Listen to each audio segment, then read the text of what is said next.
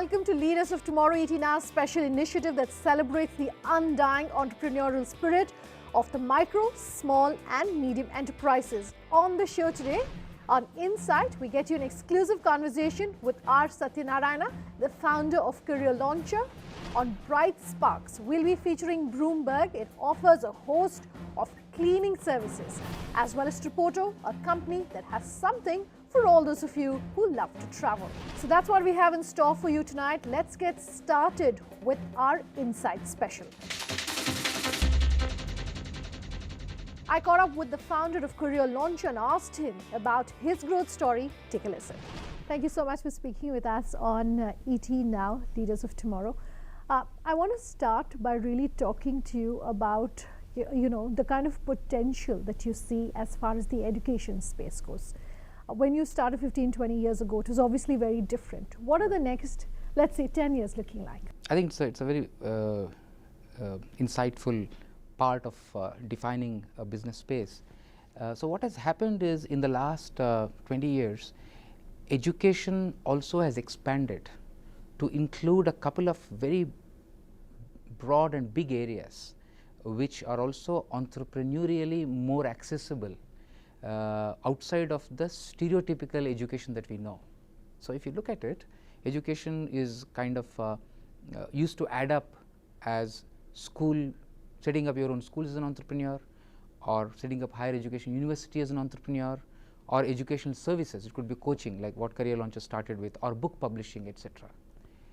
While these have grown, this part of business of education is still mostly license driven. Whereas the two new areas that are emerging, which are non-licensed and young micro and small entrepreneurs can access, our skills and the knowledge related areas, which are other kinds of training, research, new innovations. That also is emerging as a very interesting area in education. Yeah, so it has evolved, and it's typically it's a 3 to 5% of GDP of a country. So we're talking about a $200 billion kind of a market size opportunity for entrepreneurs, and it's very exciting as we look into the future. You have just refiled your DRHP looking at tapping the primary markets. Right. Can you give us a sense of where you're really going to be using those funds? Today we look at ourselves as a company which is now known as CL Educate. CL Educate is what is going public. CL Educate spans what we internally define or script as, it's about youth, knowledge and careers. Let me kind of give you a sense of what do we mean by this. We acquired a very young enterprising company called Achendra. Achendra is a company founded by about 7 or 8 PhDs from different parts of the world, and led by one gentleman, Dr. Sivaraman, and these guys have come together and formed, this is a research incubating company. That is saying that is built on the premise that when India travels from a $2 trillion economy to a $5 trillion economy, a lot of new innovations are going to take place in the universities. A lot of this has to happen in the corporates.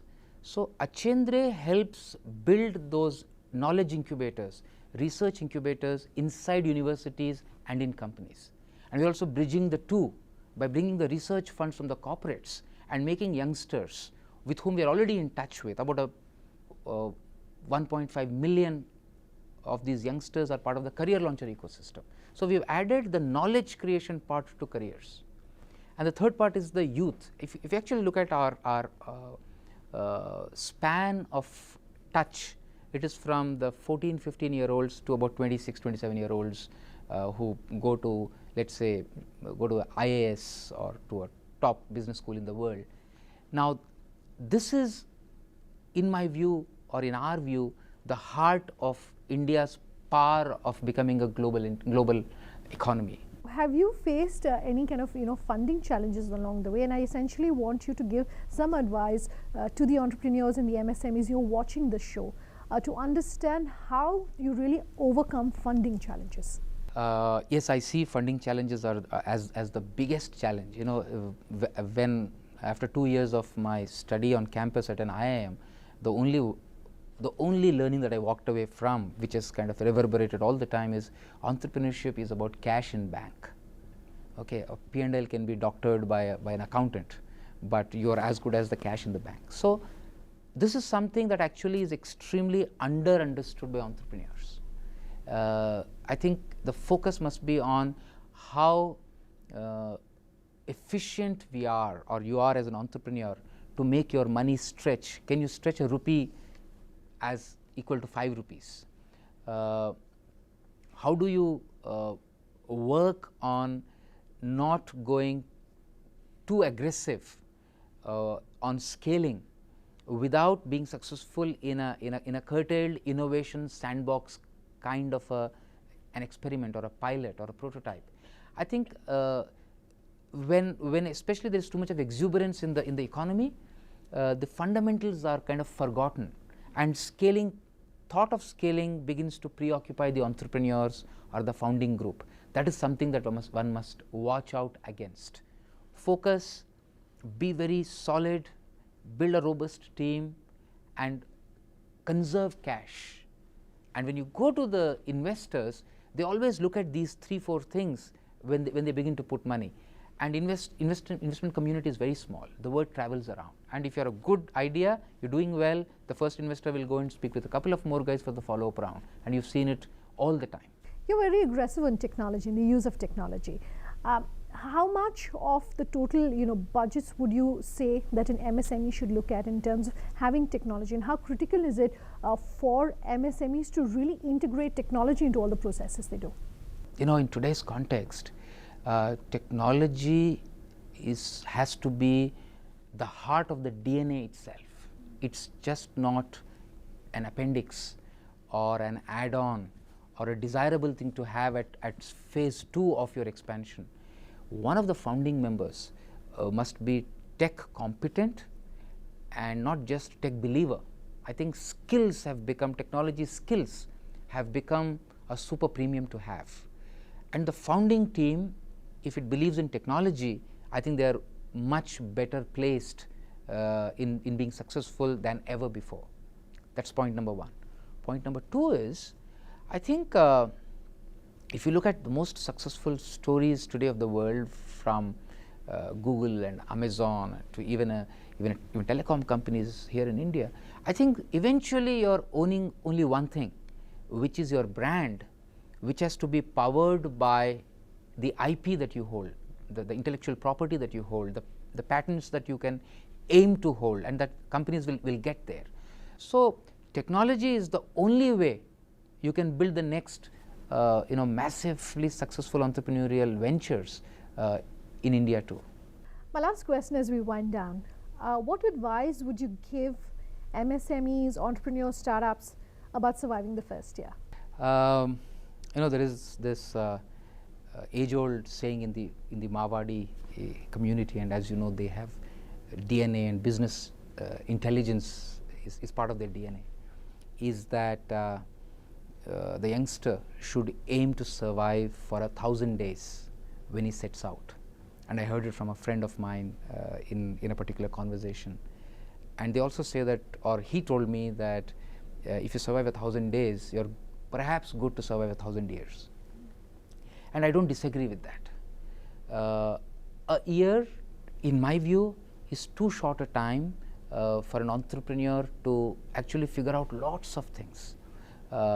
You must give yourself enough opportunity to make mistakes, get time to reflect, recover, tweak your business model, pivot a little bit, go give it a shot again. And while doing all of these, you would want to ensure that you are safe, you are not hurt too much, and there's a little bit of a cash in your bank account. And if you are able to do this and limit your innovation into the sandbox, make it work, and then expand, I think that's the best way to scale it. So my advice is to tell them, don't think just 1 year. Ask yourself, do I have the endurance to last 3 years? And in that equation, when they are thinking about it, they must build not the rosiest of assumptions. They must actually put in pretty dark assumptions. There's no money to be made. I'll be thrown out for lack of money by my landlord and all of that. Then you build the right kind of a stamina to survive in the tough market. The second one I would always say is, are you focused on picking up areas of entrepreneurship that you have a natural liking for, skills for, and not the hot area, because the hot area will become cold the moment there is a small mishap in the marketplace. Whereas if you pick up an area that you are extremely excited about, you have then a lot of your native intelligence insights, they come into play. So 1000 days and the areas that you feel very passionate about and your skills for are the two things that I would say for a young occupant of the MSME space. Let's take a break. When we come back, we'll feature Broomberg, a unique cleaning solution services company. Do stay tuned.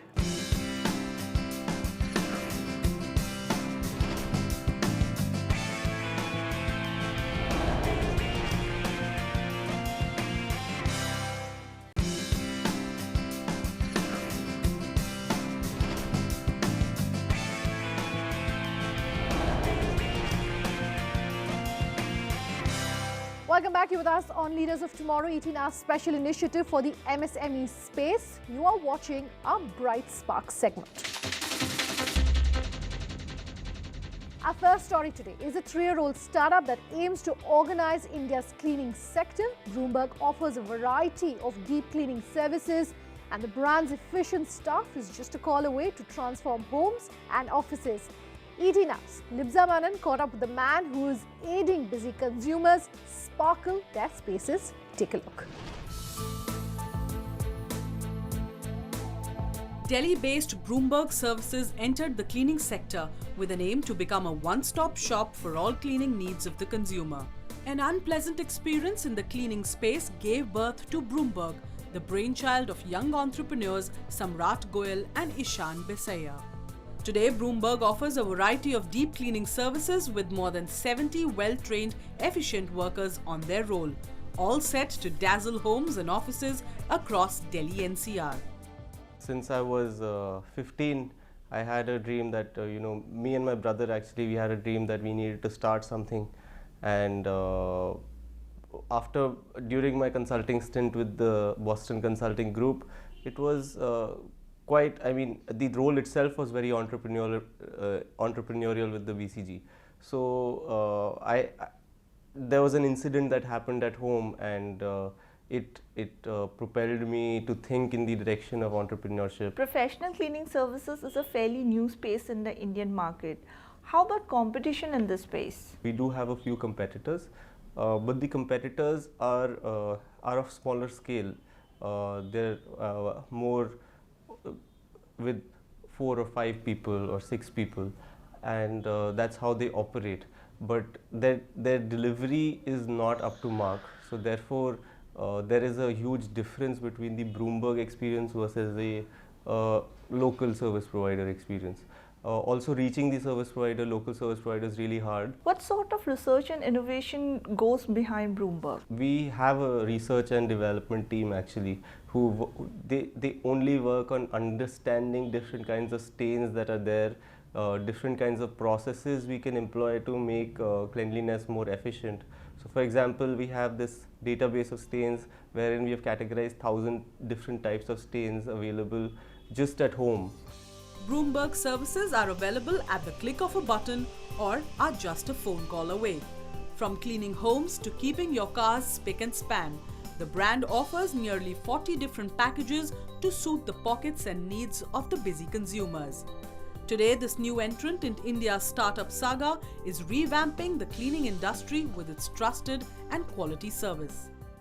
Is there any special focus on cleaning aids that Broomberg uses to deep cleanse and sparkle homes? We procure a lot of equipment to help our cleaners deliver a great experience. So for that we import a lot of material.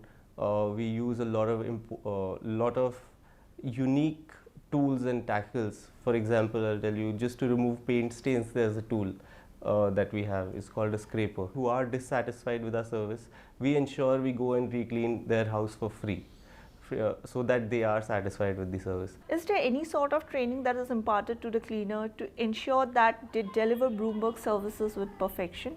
So we have a continuous training program which every cleaner has to go through.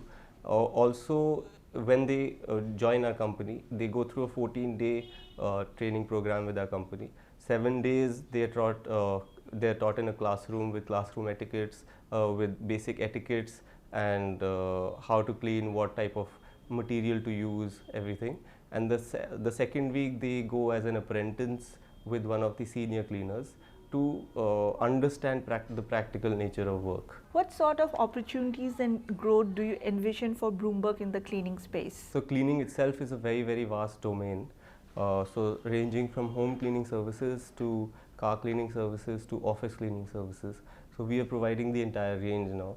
And our vision is that people should think of if people think of cleanliness, they should think of Broomberg.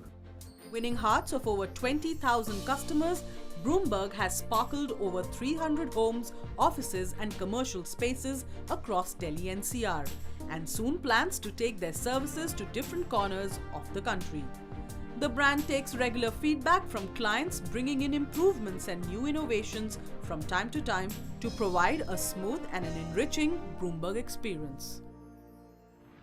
Our second story tonight is Tripoto. For all those of you who love to travel, here's a unique platform that can possibly change the way that you plan your journeys. Founded by Anirudh Gupta and Michael Lindo, Tripoto is a global community of travelers, giving them a platform to share their travel experiences and itineraries from across the world. Take a look at the exciting journey and what they have to offer. The brainchild of Michael Lindo and Anirudh Gupta, Tripoto is a leading platform for travelers from around the world. Thriving on the pillars of community and technology, Tripoto allows users to share itineraries and experiences to enrich their travel experience. Anirudh, you graduated from IIT Delhi. Talk about your journey from then to Tripoto and what really was the idea behind starting a company like this? Over a period of time, I realized that it's important to, even if you're starting up, it's important to do it in an area which you really like and which can help you go through the ups and downs in that industry. And travel is something I personally really like.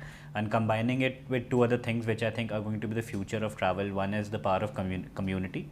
And second is technology, right? And that's how basically Tripoto came about to be. To put it simply, tell us all that travelers can do on Tripoto to plan their trips. One is that users can record their complete itinerary on Tripoto and they can share it with other users either through mobile or through the web platform. What they can do is also connect with travelers who have shared these itineraries. They can message them, follow them, add their trips to wish list.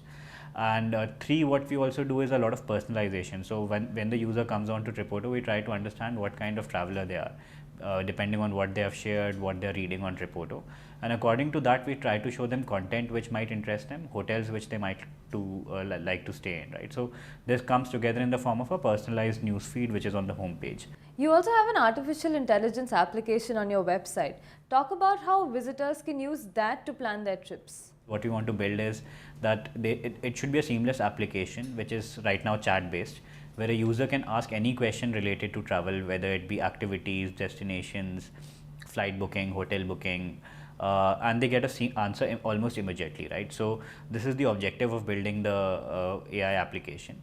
It's live currently on the platform and answers 60 to 70% of the queries accurately. What makes Tripoto stand out from other travel giants like Make My Trip, Trivago and TripAdvisor? There is no platform which records the entire journey of the traveler, right? So, and that's what travelers want in the end. They want the entire journey to be planned out, and that's where Tripoto is unique one. So, second is how well we understand our users, right? So, we record every activity of the user on Tripoto. That's why we are able to come up with technology like AI or technology like personalization. And third is the social element on Tripoto, which I think is fairly unique, that you can, most of the portals that you mentioned are not social in nature. You can't interact with other travelers on the portal, and that's where Tripoto comes in with its unique value proposition. How do you generate revenue at Tripoto? Travel is an area that can be monetized in different ways, right? So, namely, it can be 3 or 4 areas are advertising or hotels or holidays, right? So, we've started right now with advertising, content marketing for brands, and hotels as a monetization.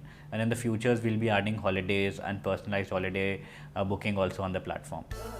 Founded in 2013, Tripoto has grown to become the one-stop travel portal for millions of users worldwide. From exciting travel blogs and videos to content that can help you plan your vacation, Tripoto has carved a niche for itself in the travel segment. I was really excited to find this place where you don't have to research much about where you have to go. So if I have 3 days or 4 days, I don't have to go through this humongous amount of travel information.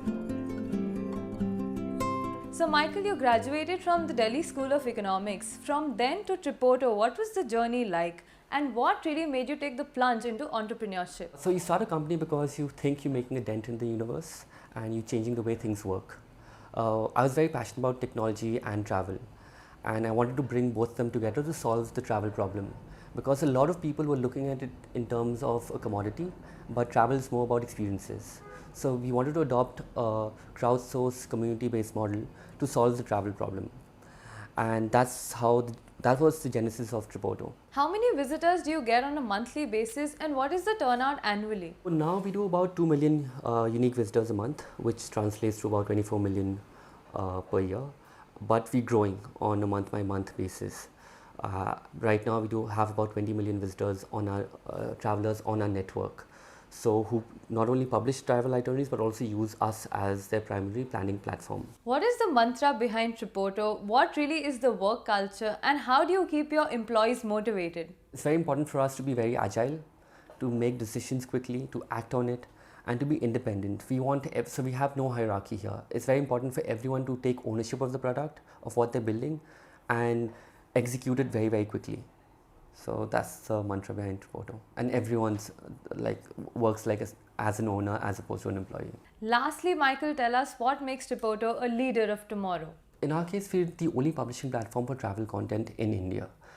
We've invested a lot of time in building the product and building tools to ensure that people, when they think of sharing their travel itineraries or their travel logs, they think of Tripoto. Our objective is to be the #1 player in India over the next 1 year. And once we hit that target, then we start growing globally. So if you're an avid traveler and are willing to spend some time in planning a fun vacation, Tripoto promises to not disappoint. With that, it's a wrap on this edition of Leaders of Tomorrow. We'd love to hear from you. Do feel free to get in touch with us. Write in at leadersoftomorrow@timesgroup.com. You can reach us on social media using the hashtag LOT, or call us on the number that's flashing below on your screens. Thanks so much for watching.